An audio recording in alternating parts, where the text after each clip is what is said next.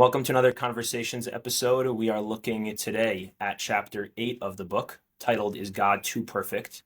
And I am really excited to have this conversation today with Rabbi Dr. Joshua Golding, who is somebody that I have actually, back when I was studying more academic philosophy, I read some articles from and remembered that name for a long time. And then when I was in LA recently, I had the chance of meeting your son and reconnected, and he pointed me to this amazing book that you wrote. So anybody who's interested can easily find a lot of information about Dr. Golding and his work as a professor of philosophy and philosophy of religion and Jewish philosophy, and the rabbi of a congregation for many years. And your son pointed me to this book called The Conversation, which I found really fascinating. And there was an excerpt in it or a passage in it that I wanted to bring up to start a conversation as it relates to what I wrote about in my book in chapter 8. So to quickly summarize my chapter and then to quickly summarize the topic of your book before turning to you. So the chapter that I wrote about is titled Is God Too Perfect? Because the premise of what I try to share in this book is the idea of a very personal relationship with God. And the question that I get so frequently from people so often when I talk about that is, well, if God is so perfect, if God is so transcendent and so beyond us, how do we really have a personal relationship with him? And so in the book, what I explore is one approach, or one response to that question. Certainly not the only one, and I think that what you're going to offer is hopefully different, similar, maybe related but different than what I shared. What I talk about is ways in which God actually chooses, so to speak, to come down from that transcendence while somehow still maintaining that transcendence. So God chooses to be more personal, chooses to actually lean in, so to speak, into vulnerabilities. And God is described as having as laughing or crying or needing assistance, etc. And so this all-powerful being actually chooses to put on the garb of, in some ways, having weaknesses so that we can become interpersonally related. That's what I discuss in my book. And then I was reading your book called The Conversation, which for anybody listening, I really recommend this book. It's really, I haven't finished the whole thing yet, but it's so interesting. It's a novel, but it's kind of like a philosophical novel. It's a modern day version of the Kuzari, in which there's a secular Jewish kid who's going to college and has a variety of different friends and professors and rabbis on campus who his kind of spiritual and philosophical instincts and intuitions and searching brings him into conversation with all these different people. And through that, he kind of explores Western culture, Eastern culture, different forms of Judaism, different strands within Jewish thought, and the novel brings out all these different philosophies. And there's one passage here where he's talking with a rabbi in the book who came to give a guest lecture. And I want to read this passage and then ask you to elaborate on it. What it says here is this rabbi is writing an email to the main character in the story named David Goldstein. Great Jewish name. And so the Rabbi Lowe, writes the following email. Dear Mr. Goldstein, first some pleasantries and just, beginning of an email. And then he says the following. There's a very big difference between the Jewish conception of God and the Eastern conception of ultimate reality. Judaism conceives of God as a person, that is, as a he. To say that God is a person doesn't mean God has a body, but rather that God has a will and that he is rational. God makes choices, he plans, he creates, he communicates, he commands, and so on. And since God is a person, Judaism teaches that if we take the necessary steps, we can have an interpersonal relationship with God that involves mutual love and respect. The necessary steps, according to Judaism, include following the way of God, following his commandments, respecting him, and loving him. That is, keeping the Torah. On the other hand, generally speaking, for the Eastern religions, the ultimate reality is not understood as personal. Taoism is case in point. The Tao is conceived as the ultimate structure or way in which the universe operates. The Tao is not a he, but rather an it. The it doesn't speak, doesn't communicate, it doesn't love us, and it certainly doesn't issue any commands. Most importantly, you can't have an interpersonal relationship with an it. Yes. Yeah. So we'd like me to like elaborate on that point of Yeah, if distinction. you could. I mean, I really should say that there's some, oversimplification there, especially about the Eastern religion. I mean, Eastern religions are so various, and I'm not really a technical scholar in Eastern religion, but it's a certain there's something definitely out there, and I think Taoism is a good example of that kind of conception. I think it's not very different in certain ways from the so-called philosopher's God that is spoken about in Western culture, the Aristotelian concept of God that the Rambam Maimonides spent a lot of time um, distancing himself from, in a way, of course, though, of course, Maimonides was very influenced by the Rambam, but in particular, the notion that you can have an interpersonal relationship, the notion of God as having free choice. The Rambam is, I think, one of the clearest. The Ramchal also, or Moshe Chaim Luzzatto, they're very clear on the fact that God has free choice and human beings have free choice. We often see in those philosophies where the ultimate being really doesn't have free choice, the same thing really is true in the end for humans. We don't really have free choice either. And, the Rambam is very big on how important it is for that the fact that humans have free choice. Without free choice, Torah and mitzvahs, he says, doesn't make any sense. Responsibility doesn't make any sense. You can't hold people responsible for either doing good deeds or bad deeds unless they have the ability to make a choice between doing good deeds and bad deeds.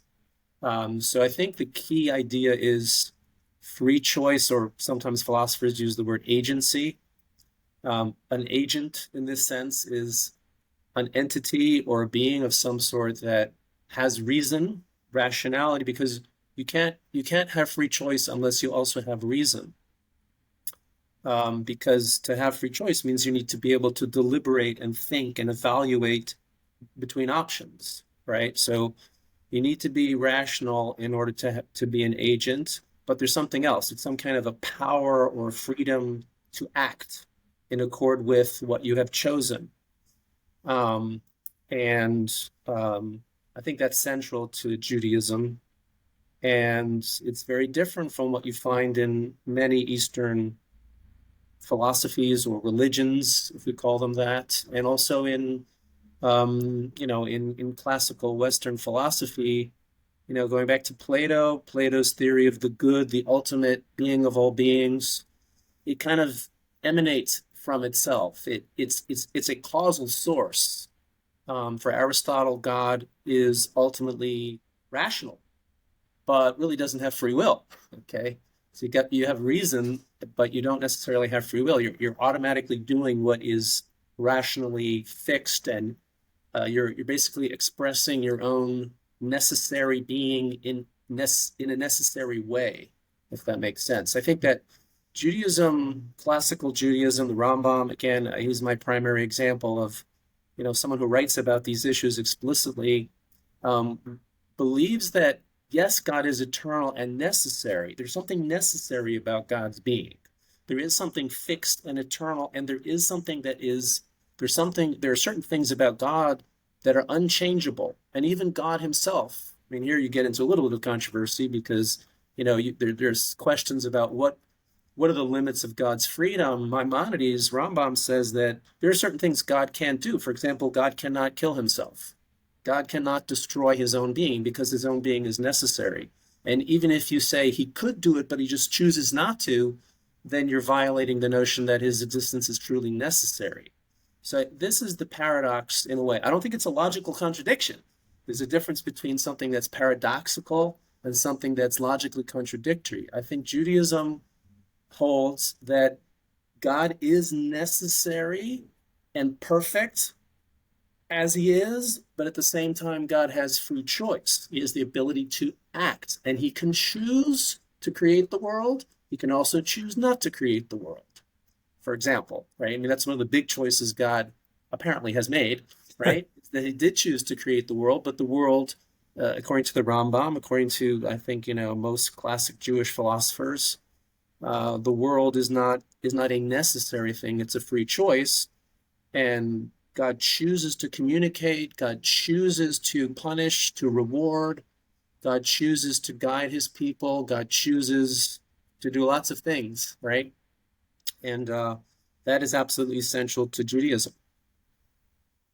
I'm curious, do you have thoughts on there's a lot of draw and interest, I think, in some of the Eastern ideas and philosophies, particularly Buddhism, that's taking hold for people who are more spiritually inclined. Let's say a lot of Israelis, after they finish the army, they take a trip, to explore kind of Eastern spirituality. A lot of Jews have moved towards, what they call the Jubu movement. Right. So many Jews going towards Buddhism. Mm-hmm. I'm curious what your sense is in terms of what that's about, why that's happening, and what is this idea of the personal God that Judaism is offering, coming to counter or offer differently than that.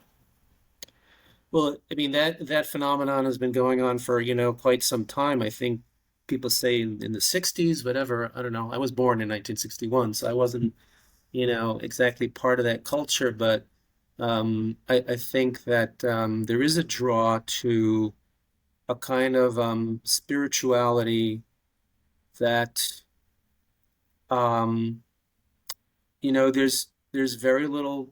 It's tempting in a way because there's there's some kind of spiritual bliss, there's some kind of peace and harmony, and there's some kind of real depth to different forms of Buddhism and different forms of Hinduism, especially I think philosophical Hinduism, which we could talk about if you want to, but the notion that there's an ultimate oneness, that you can in some way feel or come in contact with, that is going to make you feel, um, give you some kind of deep meaning in your life, to connect with something ultimate.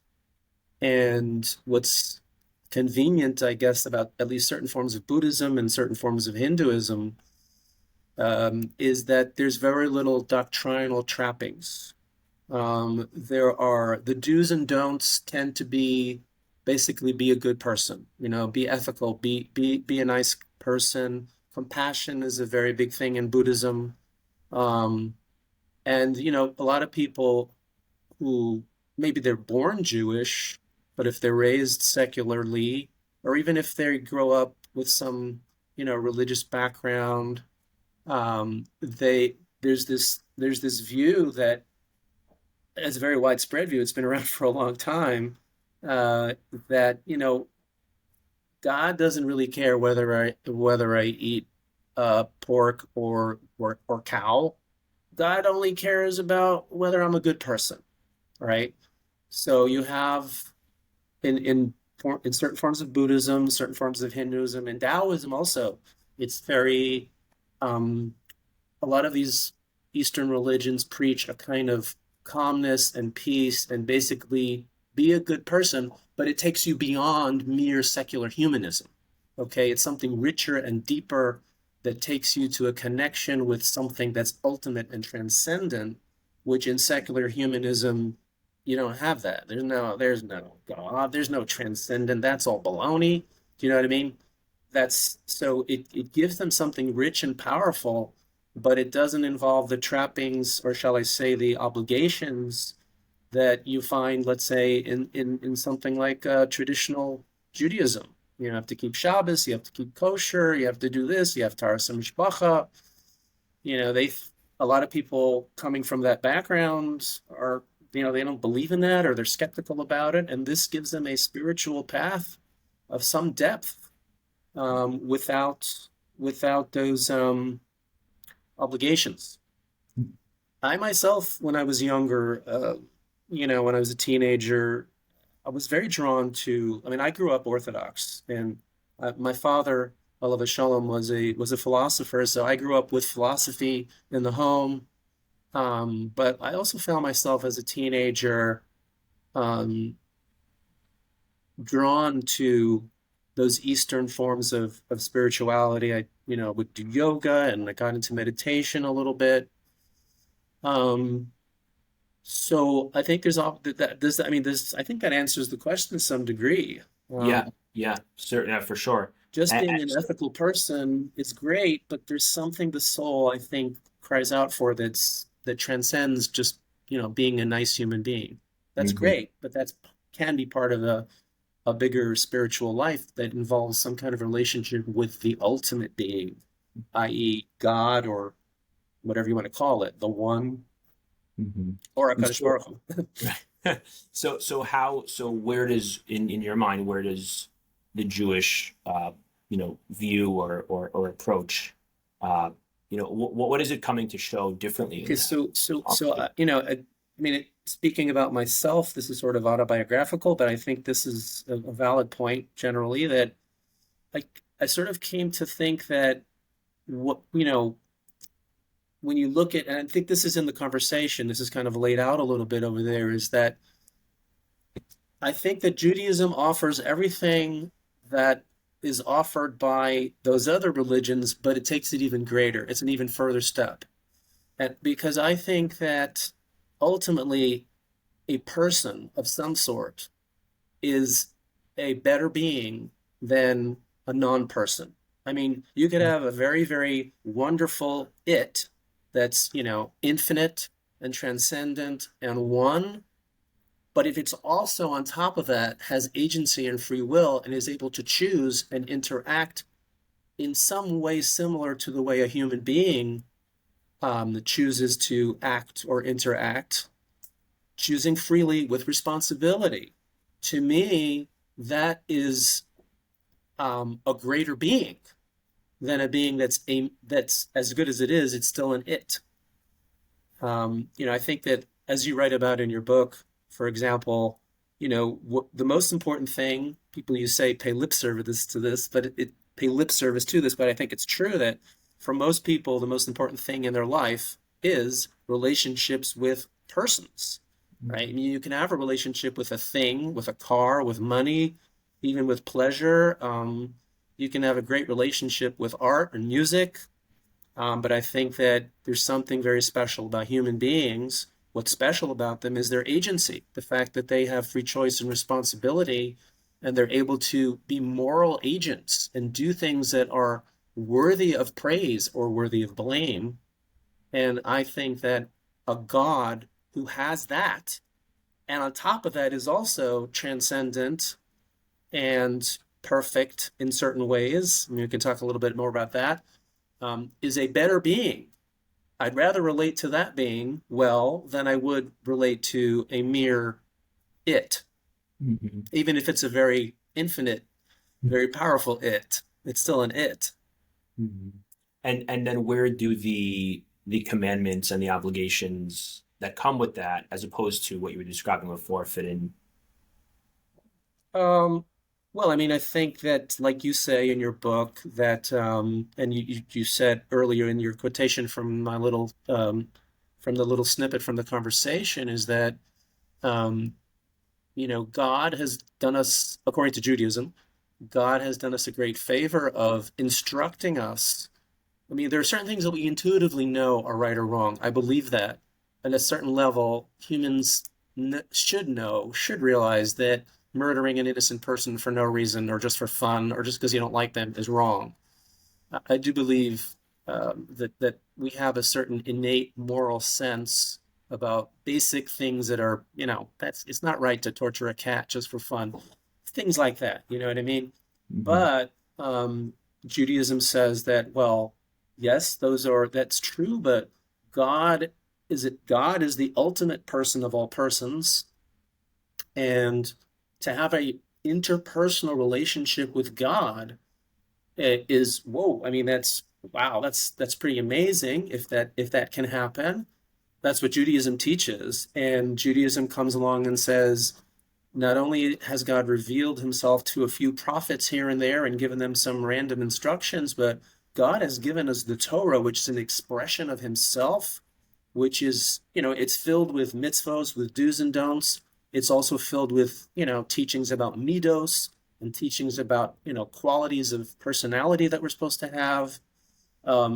People make a mistake to think that it's all just about, the external do's and don'ts. And like you say in your book, that, we can often fall into that as Orthodox Jews, just going through the motions. But, the Torah is filled, as Rabbi Yochanan, what is it? Rabbi Chanani ben Akashya Amar Rav Tzakash Baruch L'Zakris Yisrael Lefichach Hir B'Lehem Torah Mitzvos, right? He gave us many things to do, many things not to do, midos to cultivate. There's learning, there's meditation. If you take it to the level of Kabbalah and Hasidus, there's deeper levels of knowledge and understanding of God's ways. And if you follow that path, and of course it's not supposed to be just something an individual does, but it's a collective thing. Am Yisrael, Klal Yisrael. It's supposed to be something we do not just for ourselves, but for the world. Then that all of those things that we do following the Torah that's the roadmap that God has given us to achieve that relationship with Him and to bring His project to fruition, tikkun olam, bringing about the redemption of the world. It's not just about having a relationship with God, it's about fulfilling God's projects. I think you mentioned in your book, relationships, of course, and I think one of the things that if you love someone, you want to help them realize their projects. You want to support them, and you want to do what you can to foster their projects. Now, of course, if it's a child, if it's a spouse, if it's a friend, if it's a stranger, it's going to be different. If it's God, then part of loving God and serving God is doing those things to help God fulfill the project that He chose to employ when He created the world. The goal, the telos, as it were, of the world that motivated God to create the world in the first place.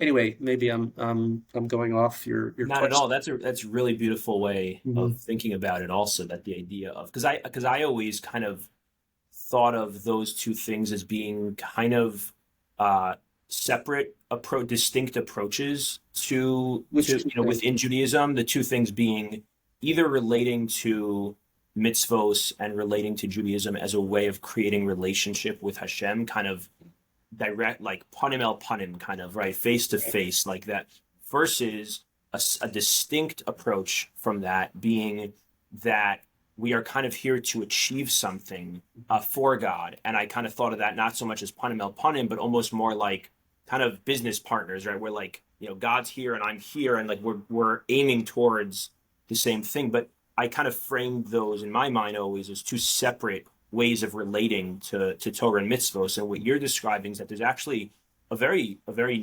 beautiful way of integrating those two, which is when I'm in a relationship with somebody that I love and care about, part of that relationship is that I want to help encourage and be a part of any way that I can of them achieving and accomplishing what their projects and goals are. And so those two things really kind of come together in a really nice way. Yeah. So I'm curious, you mentioned before we could talk more about what it means for God to be perfect. And I'm curious to hear about that. And then also in the context of the different, let's say, psukim or verses and Mamari Chazal statements in our texts and tradition about just that seem to describe God in ways that seem very human, which is in line with what you've been talking about. So I'm curious to hear more about that. Yeah. Okay. So I would say this. I think I'm going to try to lay out three options and tell you which option I think is the best one, in my opinion. But maybe different thinkers, different people will, be more attracted to one or the other option. One option is to say, look, the God of Torah and the God of the Talmud, the Medrash, is just it's not the same thing as the God of the philosophers. It's a mistake to try to. There are Jewish philosophers who advocate this view that in Greek philosophy they talked about how God is perfect and complete and everlasting. Okay, but one approach is to say you can't reconcile it. In other words, God is finite. The God of the Torah is, I'm not saying I endorse this. In fact, I don't like this view, but I'm saying it is out there. It is a possibility. One could go with this and hold that the God of the Torah just is not the same thing as this infinitely infallible, perfect being who never makes mistakes, who can't even make mistakes. That's it's just you can't marry the two. God is fallible. God makes mistakes. He messes up. He does this. He does that. Okay, that's one possible view. I don't agree with it. I don't think it's the prevailing view in classic Jewish and even rabbinic thought. Okay, now going to the other extreme, there's another extreme, which is to say that all of those statements in the Torah and in the Medrash where there's some implication that somehow God is fallible, it's all really a fake.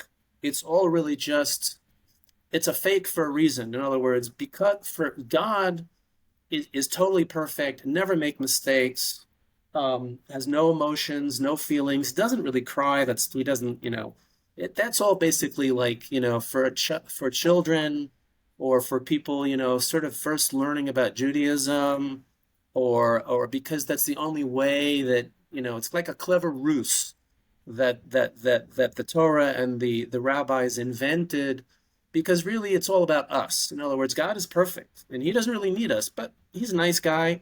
So he created a world in which we have the ability to perfect ourselves. And again, all of those statements in the Torah regarding his being upset, his being angry, he's regretting, those are all really at the deepest level false. And it's just like I said, a clever ruse to help us, better ourselves somehow. Okay, so that's the other extreme. Yeah. Um, the view that I would support, and I think this is really the Rambam's view, is that you have to make a very careful distinction between the essence of God. Okay, there's God's essence, which is perfectly one and perfect as an essence. It is the perfect essence. Okay, it doesn't have any parts. It's perfectly complete in and of itself. But yet at the same time, this perfect essence that is necessary has free choice. We talked about this a little while ago. And God has free choice, and God chooses to create a world which he wants to be the best it can be.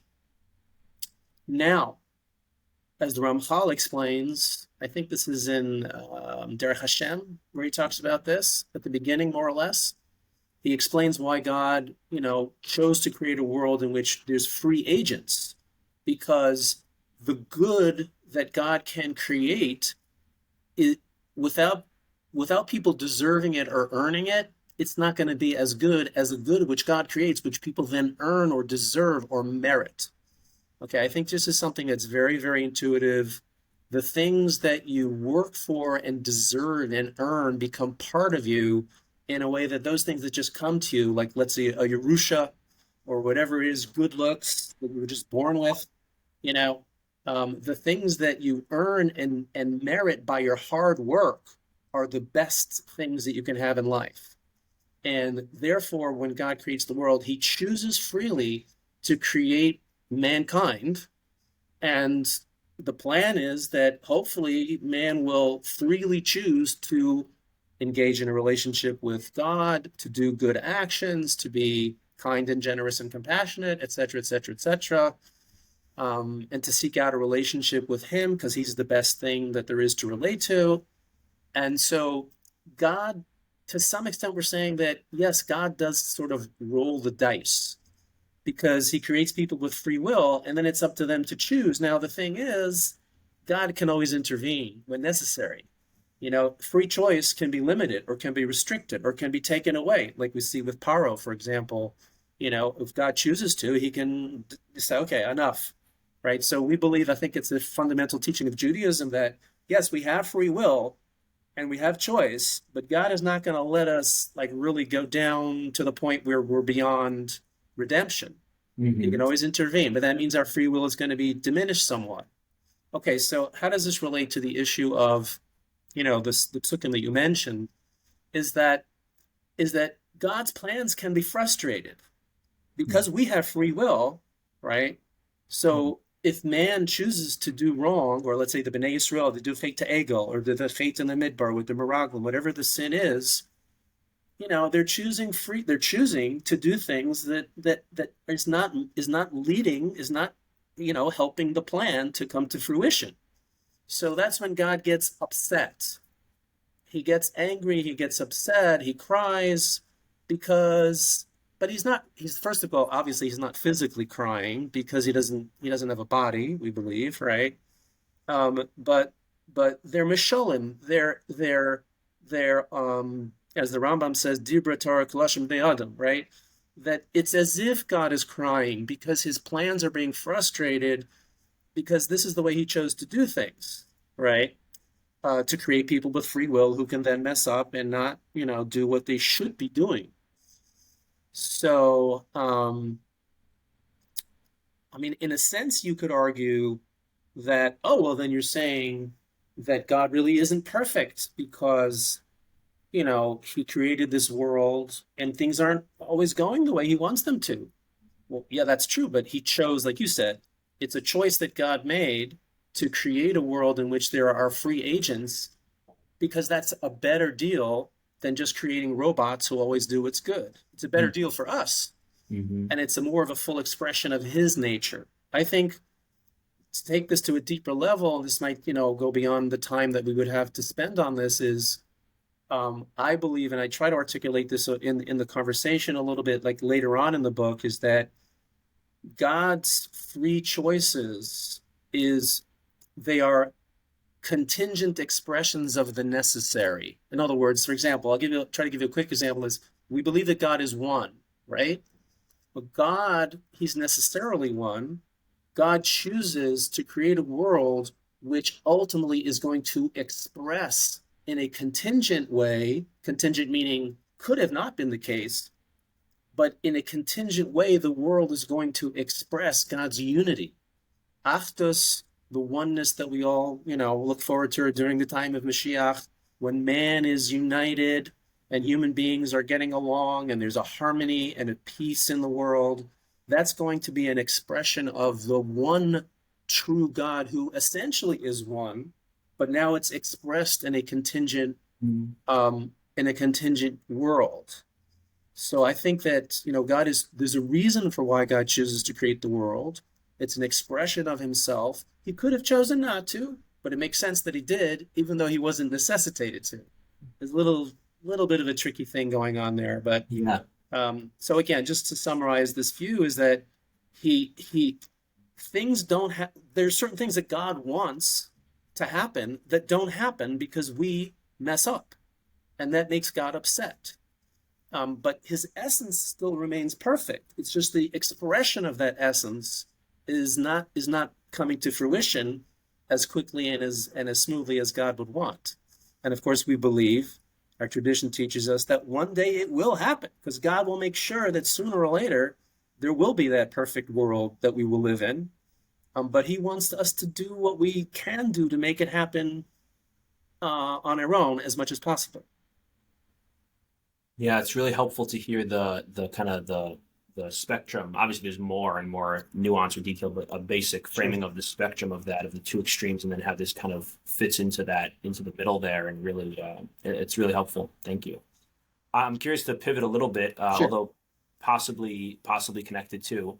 Uh, Probably connected. One of the things that's come up is meditation, Ah, and the other thing that's come up is philosophy. So I know that you are a philosopher, as well as in some of your other books. I don't know if it's in the conversation, but you talk about meditation practices, spiritual meditation practices. Stereotypically speaking, and obviously stereotypes are not always accurate, but stereotypically speaking, professors of philosophy in academic institutions are not the people that we think of as being people talking about or practicing meditation. And I'm curious for you how those two things kind of go together and what it means to you that you engage so much in both. well, like you said, it's a stereotypical thing to think that academic philosophers don't engage in meditation. I mean, if you go back to, some of the great philosophers of the past, and again, I mean, if you go back to Lao Tzu, I mean, maybe he probably wouldn't fit in so well to certain academic departments of philosophy these days. You might find him more likely in a department of spirituality or a department of theology. But first of all, I think that there are many great philosophers. I mean, if you look at the Rambam, even, he's often considered to be like the super rationalist. But if you look at the Rambam toward the end of Moreh Nevuchim, and you can even find this a little bit in Mishnah Torah here and there, he talks about contemplation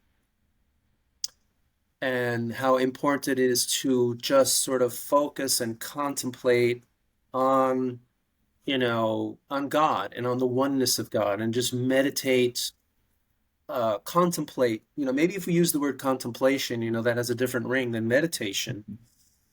But I don't know, if you look at Ramchal, you look at the Kabbalistic tradition. Although I am, yes, a professor of philosophy, I am an Orthodox Jew, and that already you don't find many in today's world.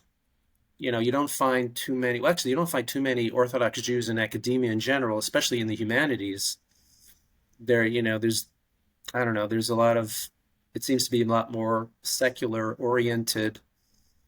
But I'm drifting a little bit. Let me get back to my point, is that I'm not just an academic philosopher. I'm also an Orthodox Jew. I consider myself to be, I'm not from a Hasidic background, but I'm very, very interested, and I've spent a lot of time learning Sifrei Hasidus, and I'm very, very interested in Kabbalah.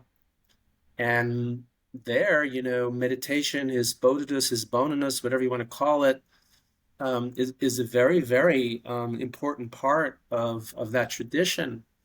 And I am a philosopher, but I also I'm a religious Jew. I'm trying to be devout, and that's meditation is very much a part of Judaism and of all the great religious. If you look, Christianity, whatever, the Eastern religions, Islam. There's the Sufi. There, in every great religious tradition, you're always going to find mystics or those who engage in some form of deep meditation as a way of connecting with the ultimate.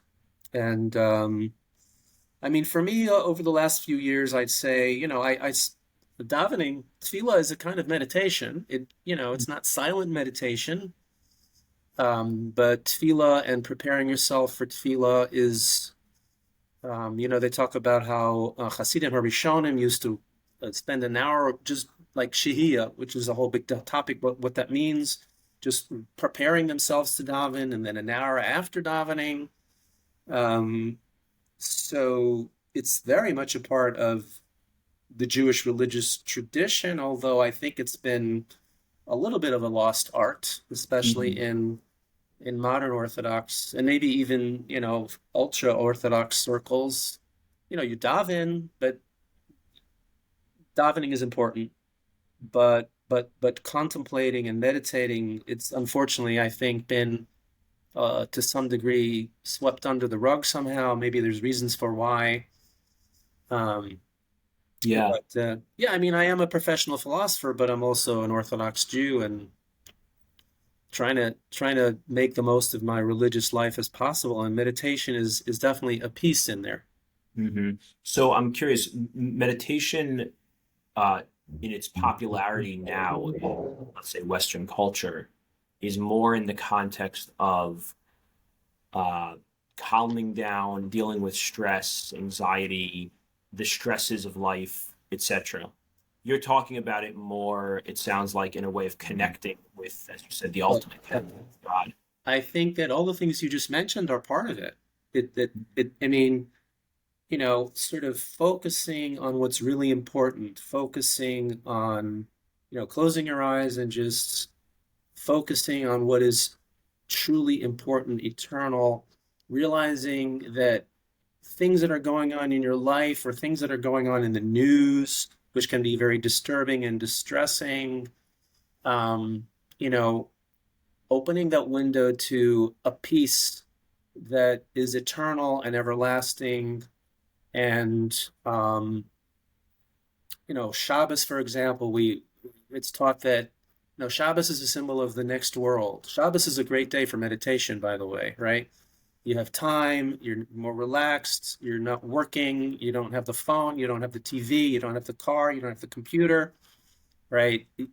Shabbos is a great time. So, we talk about the mincha of Shabbos afternoon as a time of Rava de Ravin, a time when we can sort of somehow tap into that the future state where the world will be in a place of tikkun and all evil will be banished and suffering will disappear. I mean, I think it includes some of those elements that you mentioned, but it takes it further. It takes it to an even deeper level. It's not just about, okay, I need to have some time out, so I'm not thinking about my job or the news, but it's connecting with something. It's doing that as well as connecting with the ultimate being who is running the show and who is a person and not just an it, and is going to wipe away all the tears of mankind.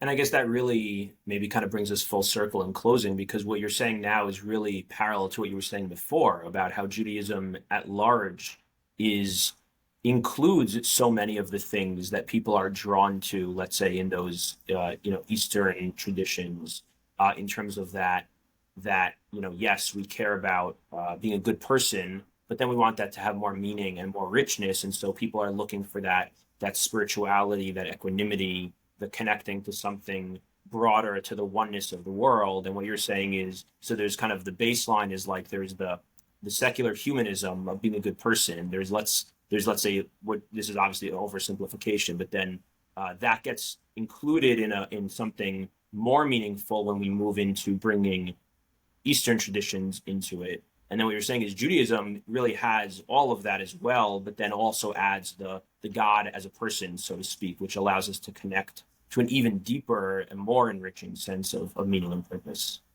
Yeah, I think that's a fair statement. Dr. Golden, thank you so much Are you for well? making the time to speak with me, for taking a look at the book. And I found this conversation very, very enriching. For anyone interested, the book that we were referencing is one of a number of books that Dr. Golden has written, but this book is called The Conversation, and highly recommended for continuing or exploring these topics further.